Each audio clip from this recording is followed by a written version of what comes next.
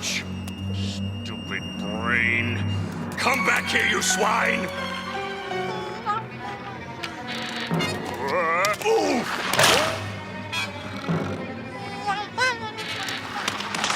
That's it, brain. You're going down. Yes, that's grand. And now for my very elaborate and college-educated plan.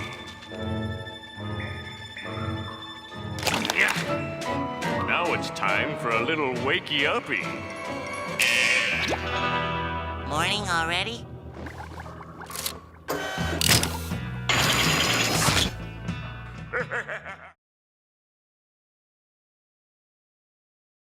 The scene I just showed you is from Season 1, Episode 3 of the show Spongebob Squarepants titled Plankton. If you're a child of the early 2000s like I am, you've no doubt seen it, and it's probably a substantial part of your childhood. It is for mine. Before we get too deep into it, and I intend to go pretty deep, I'd like to first clarify what I'm trying and not trying to do with this video. It has been said that the work of the Kabbalist is to connect everything in the universe with everything else in the universe. As daunting a task as it may seem, this ability is imperative to humanity's evolution, and every spiritual seeker from every spiritual practice should learn to do so.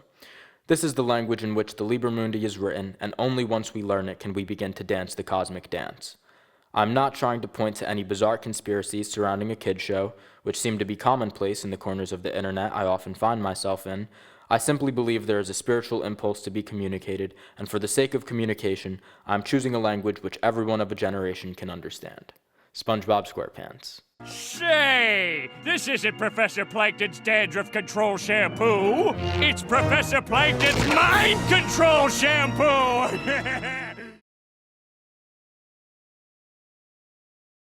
Beginning with his physical appearance, it's clear that his character design bears at least a passing resemblance to John Dee's Monas Hieroglyphica, an occult glyph comprised of every planetary symbol with a far greater mathematical significance than I can get into in this video.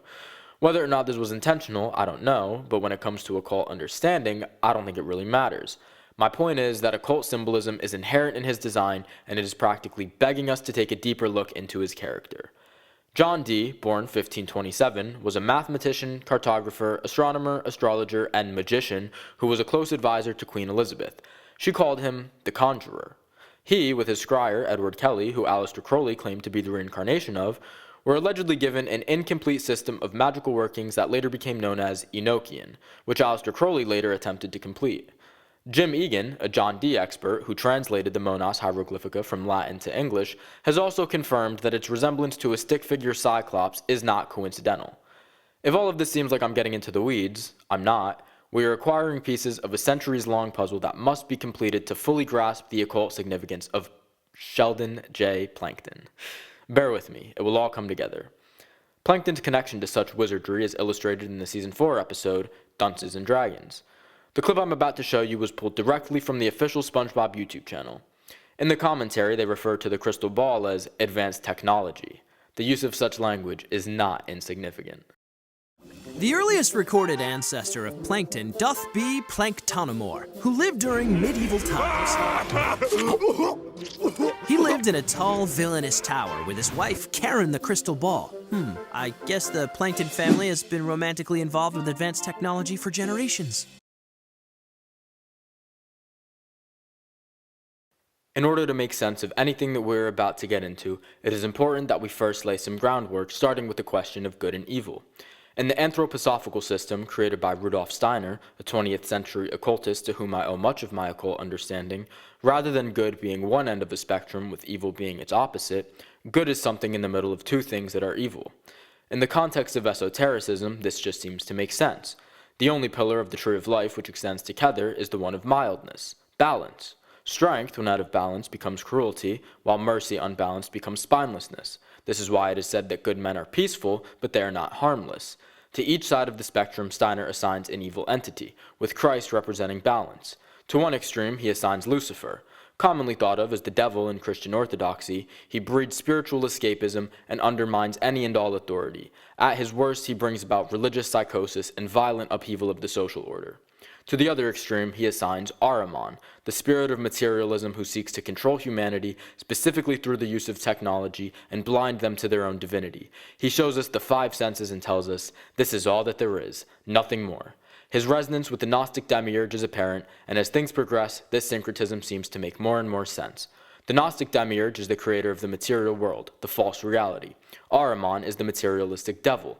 The demiurge is depicted as a snake with the head of a lion. Ahriman is depicted as a lion-headed man with a snake wrapped around his body. In the Gnostic story of creation, the demiurge steals the spark of the divine, being the human soul, and traps it in a material prison. Ahriman seeks to do the same thing, which we will touch on deeper in a moment, but the reason he must steal the spark of the divine from God is because he cannot create it himself.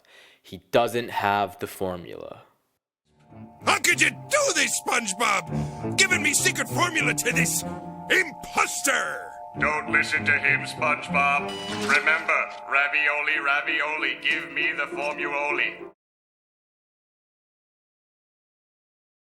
Now that we have a basic understanding of who Ahriman is, we can begin to follow the thread he has cunningly woven through history, setting the stage for his earthly incarnation and what we can learn from Plankton about this impulse. For starters, it is the unchecked intellect, the obsession with facts and worship of science which has done much violence to the spiritual faculties of man, making way for the bizarre techno-tyranny we are finding ourselves engulfed in.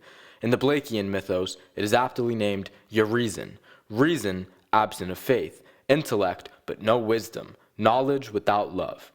If we begin at the Planktonomore-esque 16th century occultist John Dee, or better yet, Edward Kelly, and follow that current to its 20th century successor, Aleister Crowley, as we've previously established, we can begin to learn a lot.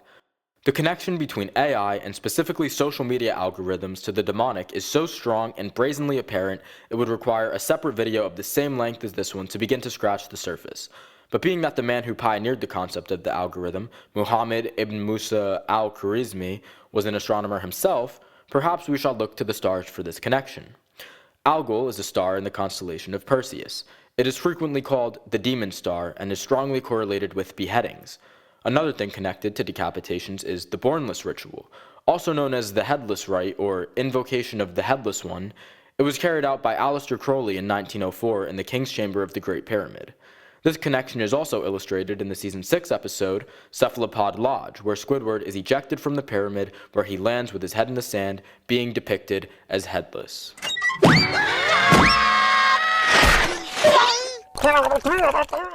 Crowley's 1904 working of the Bornless ritual subsequently put him in contact with an entity by the name of Aiwass, who he referred to as his guardian angel. But that's not the only entity Crowley made contact with. In 1918, he made contact with a multidimensional entity known as Lamb, who bears not only a clear resemblance to the commonly depicted gray aliens, but also to Rudolf Steiner's depiction of Ahriman himself. Crowley's involvement with so-called extraterrestrials is yet another topic so extensive that it warrants a video of its own.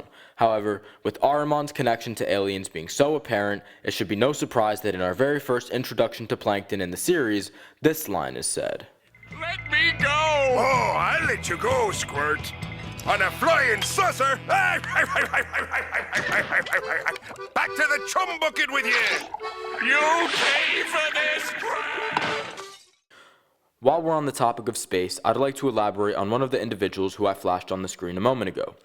One Jack W. Parsons. Without veering too far off course here, I'd like to add some historical context. Jack W. Parsons was an American rocket scientist who founded the Jet Propulsion Laboratory, which later became NASA. He was an open practitioner of thelema and friend to Aleister Crowley. In 1946, he, along with Scientology founder L. Ron Hubbard, using John Dee's system of Enochian magic, teamed up to perform Aleister Crowley's Babylon working ritual, an invocation of the thelemic deity, Babylon, who is also one of the antagonists in the Christian Book of Revelations.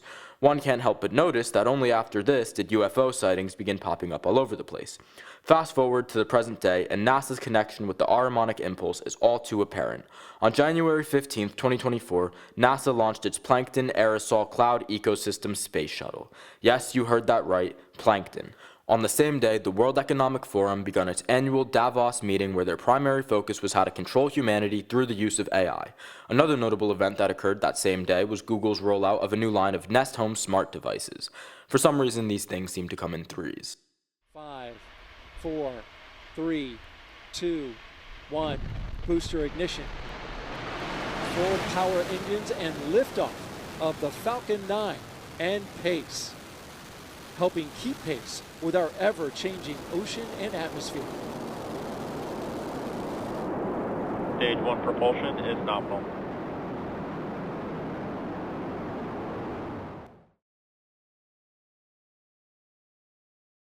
The 2004 Spongebob Squarepants movie is not only the best piece of cinema of our time, but also a goldmine of occult wisdom that serves to elucidate the heinous plans of the Hideous One in a manner which is most entertaining and enjoyable. If it's been a while since you've watched it, I strongly encourage you to revisit it. There are countless spiritual truths hidden in it for those with the eyes to see, but for our purposes, I will try to keep things focused on our antagonist, Plankton. It wouldn't be a proper breakdown of a kid's show by an internet occultist without mentioning gematria, so I'd like to briefly touch on that. If you don't know what it is, gematria is the Kabbalistic practice of assigning a numerical value to each letter of the alphabet and adding up the value of a word or phrase to unveil hidden connections between things of a like value. Unfortunately, this practice has fallen into the hands of the vulgar and has been profaned by conspiracy theorists, which is a shame because it can at times be quite helpful in elucidating these hidden connections. The grand plot of the Ahrimanic impulse is to merge humanity with technology to get them under complete control. If we had to choose one word to describe this agenda, it would be transhumanism, which, according to Gematrix.org, has an English gematria value of 1020, sharing a value with Chum Bucket Helmet.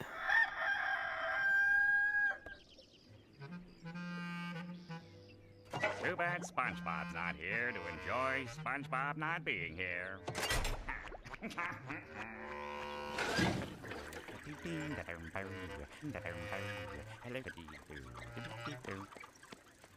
Morning! Some people have no taste in headgear. Huh? Babies, too? Excuse me, miss, but where is everybody getting that horrid headwear? Who said that? Down here. Oh, well, I got it at the Chum Bucket. Plankton's giving them away free with every Krabby Patty. Chum Bucket? Free? Krabby Patty? Plankton? Giving? With? So, you're selling Krabby Patties, eh, Plankton? That's right, Squidward. And there's a free bucket helmet with every purchase. Care for one? No! You may have hoodwinked everyone else in this backwater town, but you can't fool me. I listen to public radio. What's that supposed to mean? It means you set up Mr. Krabs. You stole the crown so Neptune would freeze him and you could finally get your stubby little paws on the Krabby Patty formula. It was you all along. But you made one fatal mistake. You messed with my paycheck. And I'm gonna report you to the highest authority in the land, King Neptune. We'll see about that, Inspector Loose Lips. Now activating helmet brain control devices.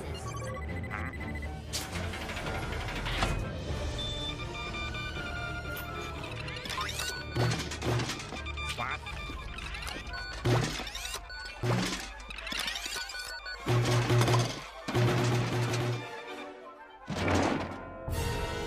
All hail Plankton. What's going on here? All hail Plankton. Seize him, slaves! All hail Plankton. I'm getting out of here! All hail Plankton. Who can stop me now?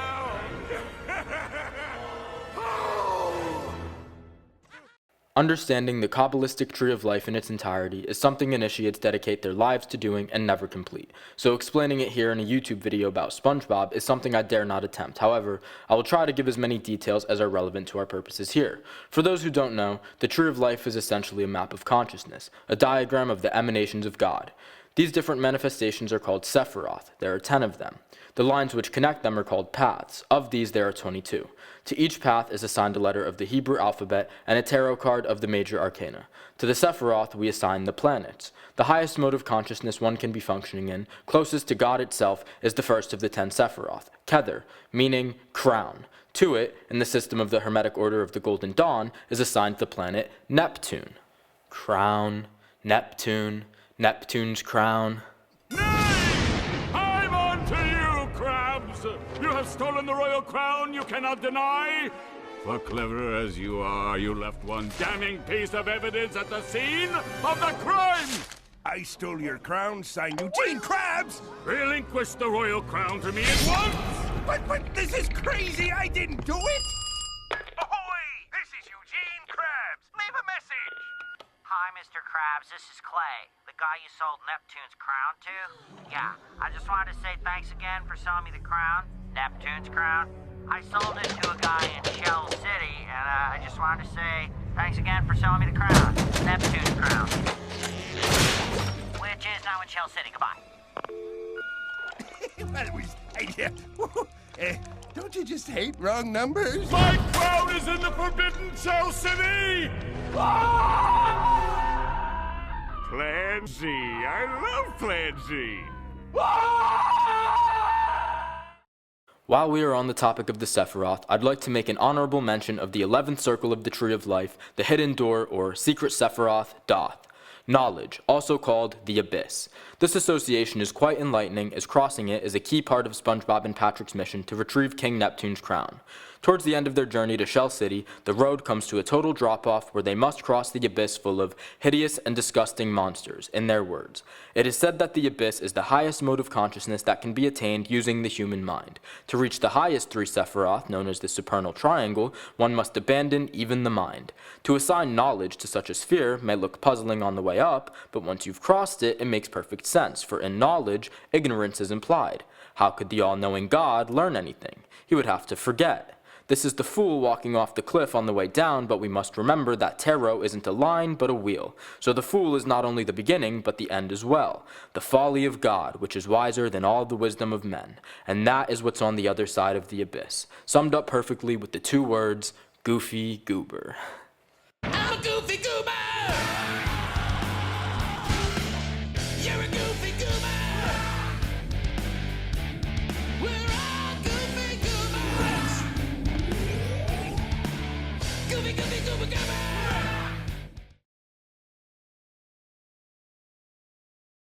So, what's the point? What am I getting at, and what do I want you to do with this information? Well, for starters, I want to demonstrate that the greater spiritual realities manifest in all things right here in our world.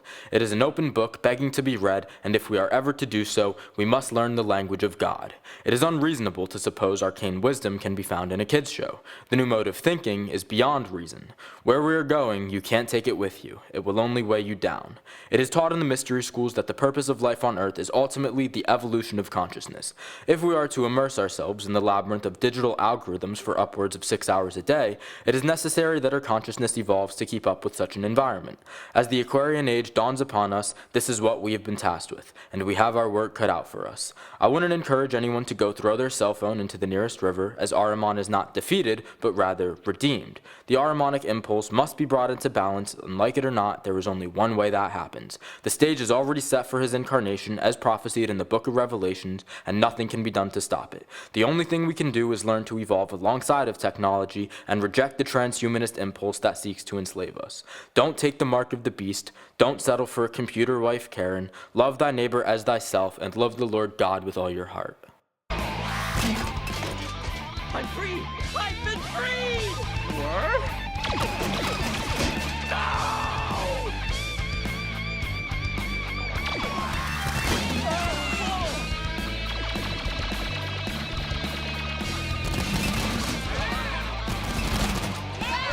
My precious helmet!